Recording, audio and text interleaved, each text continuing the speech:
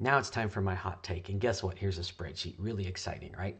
But this spreadsheet and the data that's here is going to show us something really important that I think we need to analyze and be honest with ourselves about in terms of the way we rank for playoffs and how we accomplish those goals. So let me talk you through this. This is our current rating system right here, 1 through 16, just the way that we're currently doing it. A 50-50% split between the Max Preps ranking and the RPI calculation. This column represents only the RPI calculation if we just used only RPI. This column represents just the Max Preps calculation if we only used Max Preps, i.e. what it's going to look like next year. Well, what does this all mean? Here's our top 4 teams.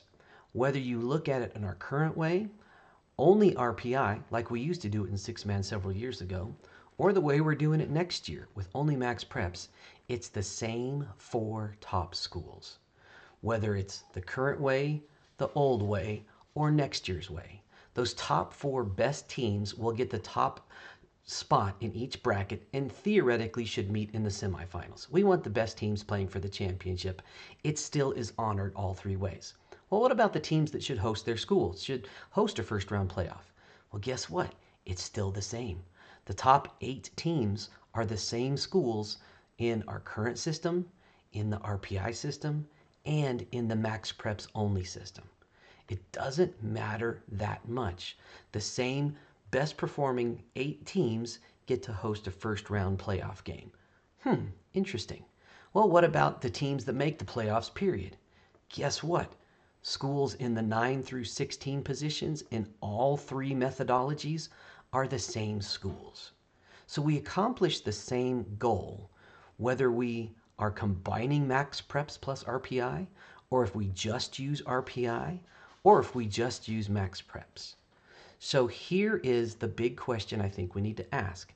How are those 2 things calculated, and what does that mean in terms of what we're encouraging our teams to do, the way we're making our boys go out and get their wins? Well, in RPI, it's just math. It's only based on win percentage. RPI does not care if it's a win by 20 or a win by 30 or a win by 60 or a win by 2 points. It's a win or a loss, and the percentages therein. So it's non-judgmental. Our Max Preps is a big mystery, but there are parts of it that aren't mysterious. There's actually verbiage on the Max Preps website where they try to explain how their calculation works, although they don't really tell you anywhere. But there is verbiage that says if you're supposed to beat a team by a little margin and you beat them by a big margin, you get an extra bump in your rankings, i.e. if you run up the score, you get a bonus. And I think that's wrong. I don't think that's the way we should be coaching our young men in terms of how they should live their lives and how they should treat other people. I just don't think that's right. Get the win. Be victorious. But do you really need to win by 80 points? I don't think so. As athletic directors and coaches, how do we want to instruct our next generation of young men to be victorious? Do we want them to be satisfied with a good win, or only satisfied if it's an absolute blowout run up the score kind of win? What is it that we are encouraging? I think we can still validate victory and success if we go back to the mathematical fundamentals of the RPI calculation.